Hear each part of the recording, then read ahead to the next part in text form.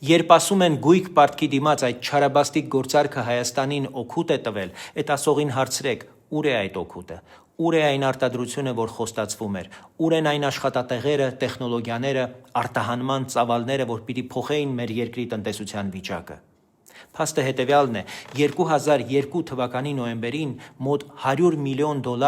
սպառած կամ չսպառած գազի պարտքի դիմաց Հայաստանը Ռուսաստանին հանձնեց 5 ռազմավարական օբյեկտ՝ Հրազդանի ջեկի 4 բլոկերը, Մարս գործարանը, նյութաբանության գիտահետազոտական ու արտադրական ձեռնարկությունը, Մերգելյանի ինստիտուտը և մաթեմատիկական մեքենաների ինստիտուտը։ Սա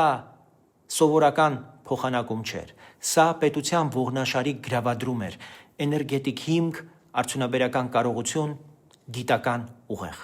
Հետո նույն բանը փորձեցին մեզ ծախել որպես ներդրում,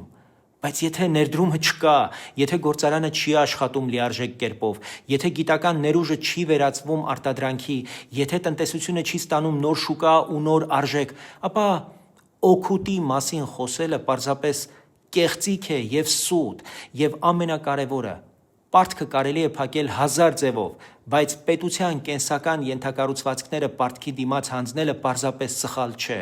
դա ինքնակամ կապանք է, դա այն պահն է, երբ դու մեկ ստորագրությամբ փակում ես պարտքը, բայց տարիներով սեփական երկրում քեզ դարձնում ես վարձակալ, հանձնելով վերահսկողությունը, վճռորոշ լծակներն ու ապագայի որոշումը։ Ուստի գույք պարտքի դիմացը պատմական սխալ է, որը փորձում են դրա հեղինակին փրկելու համար հաջողություն դարձնել։ Մի հավատացեք այդ փաթեթավորմանը,